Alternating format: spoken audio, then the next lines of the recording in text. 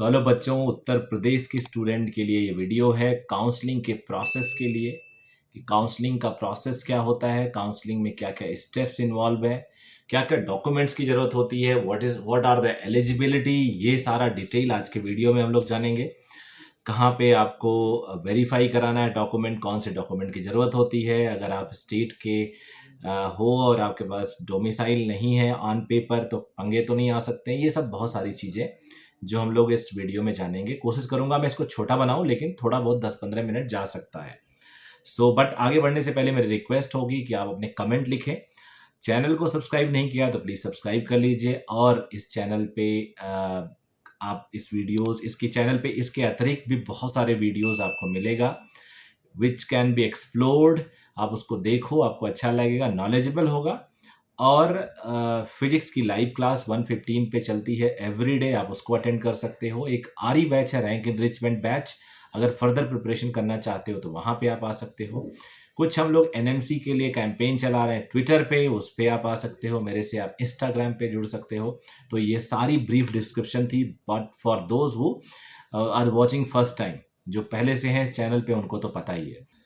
तो मैं एलिजिबिलिटी से स्टार्ट करता हूं। एलिजिबिलिटी में राजकीय और निजी क्षेत्र के मेडिकल कॉलेज संस्थान, अल्पसंख्यक संस्थानों में जो एलिजिबिलिटी है वो है ऐसे छात्र जिन्होंने नीट यूजी की परीक्षा में प्रतिभाग किया है, उत्तीर्ण किया है और निर्धारित ऑनलाइन प्रक्रिया के माध्यम से एनआईसी की वेबसाइट upneet.gov.in पर पंजीकरण कराया हो, ही काउंसलिंग हेतु एलिजिबल माने जाएंगे। एलिजिबिलिटी की हिंदी अर्ह होता है तो थोड़ा मुश्किल है, तो मैं एलिजिबिलिटी बोलूंगा। पंजीकरण के साक्ष्य के रूप में वेबसाइट द्वारा अभ्यर्थी के अभ्यर्थन क्रम में प्राप्त प्रिंट आउट अनुमन्य होगा। तो कुछ टिपिकल हिंदी है, I hope you all understand. प्रदेश के मेडिकल कॉलेजेस, विश्वविद्यालय, डेंटल कॉलेज में प्रवेश हेतु तो अभ्यर्थी को उत्तर प्रदेश का मूल निवासी होना आवश्यक है। इस निमित्त ऐसे अभ्यर्थी जिन्होंने हाई स्कूल, इंटरमीडिएट या समकक्ष दोनों परीक्षाएं उत्तर प्रदेश से उत्तीर्ण की हों, उनके लिए डोमिसाइल सामान्य निवास प्रमाण पत्र आवश्यक नहीं है।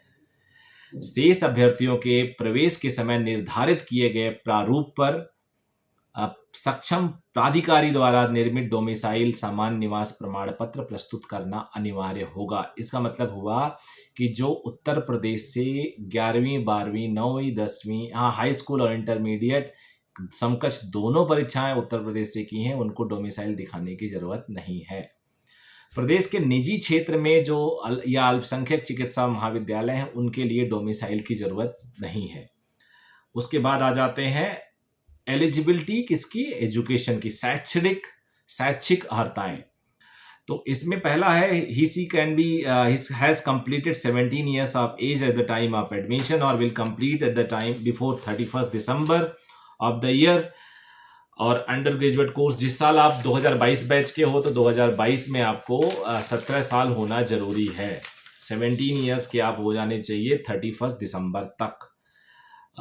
उसके बाद upper age limit NEET UG में 25 साल है age on the date of examination, with relaxation of 5 year for the candidate belonging to SC ST OBC non creamy layer.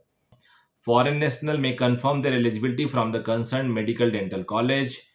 OCI overseas citizen of India card holder for NEET MG, ये भी ministry of home affair के नोटिफिकेशन के द्वारा अपने eligibility को देख सकते हैं। हालांकि इसके बहुत कम कैंडिडेट्स होते हैं। Participation of UT and JK Ladakh in all India quota, student from UT and JNK Ladakh were not eligible for 15% of all India quota seats established while JNK opted out for all India counselling. ये एक issue है जो आपको detail पता चलेगा 10 तारीख को, जो काउंसलिंग बुकलेट मिलेगा, तो ये भी मैं हटा दे रहा हूँ। उसके बाद क्वालिफाइंग एग्जामिनेशन 12th स्टैंडर्ड 2021, जो physics, chemistry, biology as the main subject होना चाहिए। अंडर ग्रेजुएट कोर्स के लिए आपको फिजिक्स, केमिस्ट्री एंड बायोलॉजी में इंग्लिश के साथ एज अ मेन सब्जेक्ट होना चाहिए, and except to pass the examination with the required percentage of mark और also eligible to apply the appear in the competitive entrance examination. However, their candidature will be considered only if they provide documentary evidence of having passed the qualifying examination with the required subject and percentage of the marks. Code 1 था a candidate who was appearing, तो इसको मैं फिर से बता दूं, code 1 उन बच्चों के लिए है जो इसी साल 12th किए हैं, उनका रिजल्ट लेकिन आ जाना चाहिए at the time of admission. तो अब आ चुका है, कोई ऐसा बोर्ड बचा ही नहीं है उत्तर प्रदेश का इंडिया में जिसके रिजल्ट नहीं आ गए हैं। सेकेंड कोड है हायर सेकेंडरी या सीनियर सेकेंडरी और इंडियन स्कूल सर्टिफिकेट एग्जामिनेशन, जो +2 लेवल का है। examination after a period of 12-year study, the last 2 years of study, such study comprising of physics, chemistry, biology oblique biotechnology, which shall include practical test in these subject and mathematics or any other elective subject with English at a level not less than the course of English as prescribed by National Council of Education and Research. Code 3 है intermediate pre degree examination in science और Indian university, यानी code भी उनके लिए जो CBSE UPSC वाले हैं, ICSE वाले भी हैं। और उसके बाद कोड 3 है जो यूनिवर्सिटीज से प्री डिग्री एग्जामिनेशन होता है, कुछ कुछ यूनिवर्सिटीज़ कराती हैं, जैसे बीएचयू हो गया, एएमयू, बीएचयू में शायद नहीं है, एएमयू में है, जामिया में है, इस तरह से। कोड 4 है pre professional pre medical examination with physics, chemistry, biology, biotechnology और English after passing either of higher secondary examination और the pre university or an equivalent examination. The professional pre-medical examination shall include practical tests in these subject, also English as a compulsory subject. Actually क्या होता है, हमारे यहाँ पे कई education system है, तो जिसमें थोड़ा सा तरीका अलग होता है। हम लोग मेजरली सबको यही पता है कि सीबीएसई होता है, यूपी बोर्ड होता है और आईसीएसई होता है, लेकिन और भी कई प्री डिग्री कोर्सेज भी उसको कहते हैं, साउथ में उसको जूनियर कॉलेज कहते हैं, इस तरह से वहाँ पे होता है। तो ये कई तरह के कोड हैं, मुझे लगता नहीं कि इसमें आपको ज़्यादा दिक्कत होने वाली है। एलिजिबिलिटी क्राइटेरिया 50% मार्क्स का है, must have passed minimum with 50% marks taken together in physics, chemistry and biology the qualifying examination as mentioned in the regulation of NMC and DCI. In addition, they must have got a rank in the merit list of NEET 2022 for admission to undergraduate medical college. अब इसका मतलब क्या हुआ कि अगर आप 50% आपके physics, chemistry और बायोलॉजी में एग्रीगेट नहीं है तो आप एलिजिबल नहीं हो, चाहे आप नीट क्वालिफाई ही क्यों ना कर जाओ।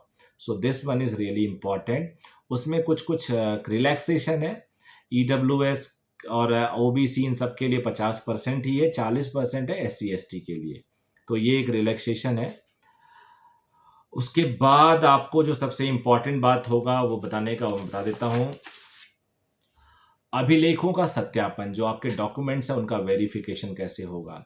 अभिलेखों का सत्यापन अभ्यर्थी द्वारा कराया जाएगा।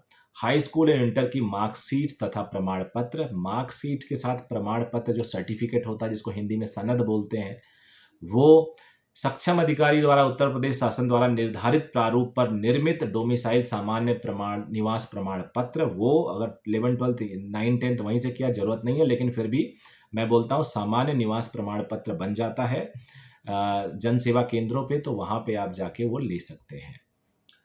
2 पॉइंट बता दिया मैंने। तीसरा, सक्षम अधिकारी द्वारा आरक्षण के दावे से संबंधित अभिलेख, अनुसूचित जाति, जनजाति, अन्य पिछड़ा वर्ग, स्वतंत्रता संग्रामी के आश्रित, भूतपूर्व सैनिक, विकलांगता संबंधी प्रमाण पत्र, NCC सर्टिफिकेट, अभ्यर्थी जिन आरक्षित श्रेणी का दावा करेगा उससे संबंधित प्रमाण पत्र उसके द्वारा सत्यापित कराया जाएगा। सत्यापित होता है नोडल सेंटर पे, जिनका लिस्ट मैं दे दूंगा। इस नोडल सेंटर को हमने पिछले साल के रेफरेंस से लिया है, इस साल कुछ बढ़ और घट सकते हैं। NCC प्रमाण पत्र C सर्टिफिकेट B ग्रेडिंग के साथ नेशनल कैडेट कोर हेतु प्रारंभ निर्धारित प्रारूप पर जारी किया गया मान्य होगा। फ्रीडम फाइटर के आश्रितों के लिए प्रमाण पत्र उत्तर प्रदेश सरकार द्वारा जारी प्रारूप पर ही मान्य होगा। भूतपूर्व सैनिक, युद्ध में अपंग, सेवानिवृत्त, शहीद के पुत्र पुत्री के लिए प्रमाण पत्र उत्तर प्रदेश सरकार द्वारा निर्धारित प्रारूप पर ही मान्य होगा। तो ये आपको दे दिया गया है। यहाँ पे पृथक से NIC की वेबसाइट updgme.in पर प्रदर्शित किया जाएगा अभ्यर्थियों का जो मूल अभिलेख है ये किस तरह से होगा। तो दूसरा वेबसाइट आ गया, कौन सा है, updgme.in, updgme.in स्क्रीन पे भी मैं दे देता हूँ। अब वो नोडल कॉलेजेस कहाँ हैं जहाँ पे आपके सारे सर्टिफिकेट वेरीफाई कराए जाएंगे आपसे, वो आपके जहाँ से आप चूज़ करोगे जिस सेंटर पे वेरिफिकेशन का, वहीं पे कराना होता है। तो एक है KGMU Lucknow, Ram Manohar Lohia Lucknow, GSVM Kanpur, SN medical college Agra, उसके बाद LLRM medical college Meerut, MLB medical college Jhansi, BRD medical college Gorakhpur, MLN medical college Prayagraj, Uttar Pradesh Ayurvedic Vishwavidyalaya Saifai, राजकीय मेडिकल कॉलेज आजमगढ़, राजकीय मेडिकल कॉलेज अम्बेडकर नगर, राजकीय मेडिकल कॉलेज कन्नौज, राजकीय मेडिकल कॉलेज जालौन, राजकीय मेडिकल कॉलेज सहारनपुर, राजकीय मेडिकल कॉलेज बांदा, राजकीय मेडिकल कॉलेज बदायूं, राजकीय मेडिकल कॉलेज स्वासी अयोध्या, राजकीय आयुर्वेदिक संस्थान ग्रेटर नोएडा, स्वशासी राज्य चिकित्सा महाविद्यालय शाहजहांपुर, ये है। उसके बाद नीट यूपी यूजी के अंतर्गत निजी क्षेत्र के मेडिकल डेंटल कॉलेज में आवंटित अभ्यर्थियों की प्रवेश प्रक्रिया पूर्व किए जाने वाले नोडल सेंटर, तो इनका मैं आपको स्क्रीन पे दे देता हूँ नोडल सेंटर कि कौन कौन से nodal centre private medical college में कहाँ कहाँ कराएंगे। जैसे फॉर एग्जांपल कोई मेरठ जो मेडिकल कॉलेज है उसमें आसपास के 7-8 प्राइवेट मेडिकल कॉलेज के डॉक्यूमेंट्स को वेरीफाई आप वहाँ करा सकते हो। उसके बाद पंजीकरण शुल्क क्या है। यूपी नीट काउंसलिंग में प्रतिभाग करने हेतु लास्ट ईयर पंजीकरण शुल्क था 2,000 रुपये मात्र प्रति अभ्यर्थी दोनों चक्रों की काउंसलिंग हेतु, तथा मापअप राउंड में 1,000 रुपये 1,000 रुपये था, ये फीस थी, ये अनिवार्य था। धरोहर राशि यानी सिक्योरिटी अमाउंट राजकीय क्षेत्र की मेडिकल डेंटल कॉलेज के लिए 30,000 और प्राइवेट के लिए 2 लाख था, और निजी क्षेत्र के डेंटल कॉलेज की सीट के लिए 1 लाख। तो अब मैं आपको बता दूं, अगर आप प्राइवेट कॉलेज MBBS के लिए ट्राई करना चाहते हैं 2 लाख, MBBS या BDS कुछ भी मिल जाए तो भी 2 लाख दीजिए, केवल BDS जाना है तो 1 लाख दे दीजिएगा, चल जाएगा, केवल सरकारी कॉलेज में जाना है तो 30,000 इज द सिक्योरिटी फीस। ये पूरा सिस्टम होता है। त्यागपत्र कैसे दिया जाता है, ये बिल्कुल प्रोसेस वैसे ही है। प्रोसेस जो त्यागपत्र का होता है बेसिकली रेजिग्नेशन है ये। इसमें यदि कोई अभ्यर्थी प्रथम काउंसलिंग से आवंटित, ध्यान से सुनिएगा, यदि कोई अभ्यर्थी प्रथम काउंसलिंग से आवंटित होकर प्रदेश की किसी मेडिकल डेंटल कॉलेज की सीट पर प्रवेश प्राप्त कर लेता है, सिचुएशन 1, तत्पश्चात अभ्यर्थी ऑल इंडिया या अन्य प्रदेश काउंसलिंग के माध्यम से किसी सीट पर आवंटन प्राप्त करता है और वह प्रदेश की प्रथम काउंसलिंग की प्रवेशित सीट से त्यागपत्र देना चाहता है, यानी आपने उत्तर प्रदेश के फर्स्ट अलॉटमेंट से सीट मिली लेकिन आप ऑल इंडिया या किसी और स्टेट के से आपको सीट मिल गई है और आप उत्तर प्रदेश की सीट छोड़ना चाहते हैं, तो ऐसे लोग सीट से त्यागपत्र दे सकते हैं। त्यागपत्र के समय किसी अन्य काउंसलिंग से आवंटन का प्रमाण पत्र प्रस्तुत करना अनिवार्य होगा। तो ऐसे अभ्यर्थी द्वितीय चक्र की काउंसलिंग की चॉइस फिलिंग से 2 दिन पहले पूर्व अपनी सीट से त्यागपत्र दे सकते हैं। ऐसी स्थिति में अभ्यर्थी द्वारा जमा की गई सिक्योरिटी तथा संपूर्ण शिक्षण शुल्क से निम्नानुसार कटौती करके वापस कर दिया जाएगा। अगर उसने एडमिशन ले लिया है तो पैसा वापस कर दिया जाएगा, एक रूल है उसका बता रहा हूं, और आपकी सिक्योरिटी धनराशि वापस कर दी जाएगी। राजकीय क्षेत्र के मेडिकल डेंटल कॉलेज में अभ्यर्थियों की जमा शिक्षण शुल्क से 10% की कटौती करते हुए शेष धनराशि वापस कर दी जाएगी। निजी क्षेत्र के मेडिकल डेंटल कॉलेज के अभ्यर्थियों से जमा शिक्षण शुल्क से भी 10% कटौती करके शेष वापस कर दी जाएगी। और ऐसे अभ्यर्थी जिन्होंने मेडिकल डेंटल कॉलेज के प्रथम चक्र की काउंसलिंग में प्रवेश ले लिया है तथा उन्हें ऑल इंडिया अन्य प्रदेश की काउंसलिंग से कोई सीट आवंटित नहीं होती है तथा फिर भी प्रवेशित सीट से त्यागपत्र देना चाहते हैं, वो अगले राउंड में लग चाहते हैं, ऐसे अभ्यर्थी द्वितीय चक्र की काउंसलिंग की चॉइस फिलिंग के 2 दिन पूर्व अपनी सीट से त्यागपत्र दे सकते हैं। ऐसे बच्चों को जमा हुई धरोहर धनराशि यानी सिक्योरिटी मनी और शिक्षण शुल्क यानी ट्यूशन फीस दोनों से 50% की कटौती करके पैसे वापस कर दिए जाएंगे। प्रवेश की द्वितीय चक्र की काउंसलिंग संपूर्ण समाप्त होने के पश्चात द्वितीय चक्र के प्रवेशित अभ्यर्थियों को सीट रिक्त करने की अनुमति नहीं होगी। यानी अगर आपने सेकंड राउंड में एडमिशन ले लिया तो आपको छोड़ने की अनुमति नहीं होगी। फिर भी यदि आप मॉपअप राउंड की काउंसलिंग से 2 दिन पूर्व अपनी सीट से त्यागपत्र देते हैं तो अभ्यर्थी द्वारा जमा की गई धरोहर धनराशि तथा शिक्षण शुल्क दोनों से 50% कटौती करके आपको पैसे वापस कर दिए जाएंगे। तो मजाक हो गया, ये तो कह रहे नहीं होगा लेकिन दे भी रहे हैं, वैसे ही दे रहे हैं जैसे फर्स्ट राउंड में दे रहे थे। तो मॉपअप राउंड के पश्चात पाठ्यक्रम पूर्ण करने से पूर्व यदि किसी अभ्यर्थी द्वारा प्रवेशित सीट पे त्यागपत्र देता है तो उक्त पाठ्यक्रम की समस्त शैक्षणिक शुल्क का ट्यूशन फीस संबंधित मेडिकल कॉलेज को दे होगा। सिक्योरिटी धनराशि जब्त कर ली जाएगी। यदि अभ्यर्थी को सिक्योरिटी धनराशि वापस की जाती है तो उसे जमा करना होगा। यानी अगर आपने मॉपअप राउंड में एडमिशन ले लिया है और अब आपका मन बदल गया तो भाई साहब आप पूरे MBBS 4.5 साल की फीस आप जमा करिए, या एडमिशन लेके आप छोड़ रहे हैं, जब जब काउंसलिंग एक तरह से बंद हो गई है तो आपको 4.5 साल की फीस देनी पड़ेगी, आपकी हालत ख़राब हो जाएगी। तो इस तरह से आप लोग मत करिएगा कुछ। अब वर्टिकल रिजर्वेशंस कितना है? अनुसूचित जाति 21%, SC कैटेगरी उत्तर प्रदेश की बात कर रहा हूँ, अनुसूचित जनजाति 2%, अन्य पिछड़ा वर्ग 27%, आर्थिक रूप से कमजोर वर्ग के अभ्यर्थी 10%। तो ये वर्टिकल रिजर्वेशन है। वर्टिकल मतलब ये सीटें रिजर्व है। हॉरिजॉन्टल रिजर्वेशन क्या है? यानी उस रिजर्वेशन के अंदर रिजर्वेशन, रिजर्वेशन के अंदर रिजर्वेशन, अलग से कुछ नहीं है। स्वतंत्रता संग्राम सेनानियों के लिए आश्रितों के लिए 2%, भूतपूर्व सैनिक, युद्ध में अपंग, सेवानिवृत्त, शहीद के पुत्र पुत्री के लिए 2%, महिला अभ्यर्थियों के लिए 20%, दिव्यांग के लिए 5%, बी ग्रेड सहित C सर्टिफिकेट NCC 1%। तो ये हो गया आपके लिए। उसके बाद उक्त के अतिरिक्त स्पेशल कंपोनेंट प्लान के अंतर्गत प्रदेश में स्थापित मेडिकल कॉलेज, कुछ स्पेशल कंपोनेंट के आधारित मेडिकल कॉलेज स्टैब्लिश किए गए हैं, जिसमें राजकीय मेडिकल कॉलेज अंबेडकर नगर, कन्नौज, जालौन और सहारनपुर। अंबेडकर नगर, कन्नौज, जालौन और सहारनपुर 4 मेडिकल कॉलेज ऐसे हैं जिसमें वर्टिकल आरक्षण में कुछ ज़्यादा सीटें हैं। जैसे अनुसूचित जाति 62 सीट्स हैं और भारत सरकार द्वारा कोटे से आवंटित 2 सीटें यहाँ पे हैं। अनुसूचित जनजाति 5 है, भारत सरकार द्वारा आवंटित सीटें 1 है, यानी 6। यहाँ पे थोड़ा सीट्स ज़्यादा है। अन्य पिछड़ा वर्ग 11, भारत सरकार द्वारा 4, अनारक्षित 7 और भारत सरकार द्वारा 8। तो यहाँ पे अनारक्षित सीटें बहुत कम है इन 4 कॉलेजेस में, आरक्षित ज़्यादा है, ज़्यादातर SC ST कैटेगरी के बच्चे हैं इसमें। अब कन्वर्जन कैटेगरी, मान लो आपने फिजिकली हैंडीकैप्ड OBC का एक सीट रखा है हॉरिजॉन्टल रिजर्वेशन में और वो बच्चा आया ही नहीं, तो वो सीट किसे दी जाएगी?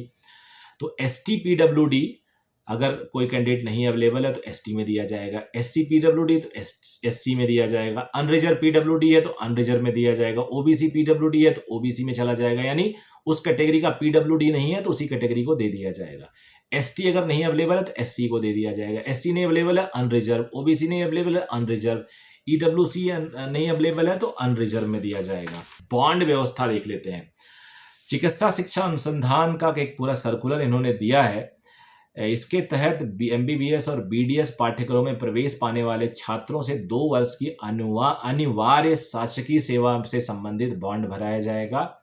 बॉन्ड की धनराशि 10 लाख रुपए होगी। सेवा के स्थान के संबंध में उल्लेखनीय है, महानगरों को छोड़कर अन्य जनपदों में स्थापित राजकीय मेडिकल कॉलेज में नॉन PGJR के रूप में तथा चिकित्सा एवं स्वास्थ्य विभाग के अधीन प्राथमिक स्वास्थ्य केंद्र में संविदा चिकित्सा अधिकारी के रूप में आपको 2 साल कार्य करना पड़ेगा। तो ये एक बड़ा ही अच्छा है। 2 साल का बॉन्ड, 10 लाख रुपए का बॉन्ड है। अगर आप बॉन्ड तोड़ोगे 10 लाख रुपया सरकार को दोगे। सरकार कहती है कि MBBS पूरा करने के बाद non PGJR junior research fellow आप करके आप मेडिकल कॉलेज में या फिर एक कोई प्राथमिक शिक्षा चिकित्सा सेंटर पे आप संविदा चिकित्सक के रूप में कार्य करेंगे। आपको 2 साल, या महानगर को छोड़ के किसी और डिस्ट्रिक्ट में हो सकता है।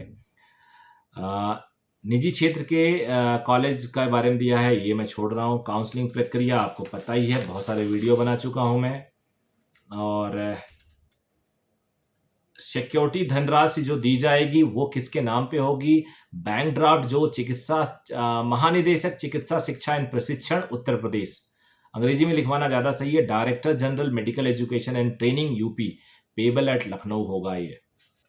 धरोहर धनराशि की वापसी है तो एलिजिबल अभ्यर्थियों को काउंसलिंग के समय ही उनका बैंक अकाउंट, IFSC कोड तथा बैंक का नाम पंजीकरण के समय प्राप्त किया जाएगा। उसी में वो आपके पैसे रिफंड करते हैं।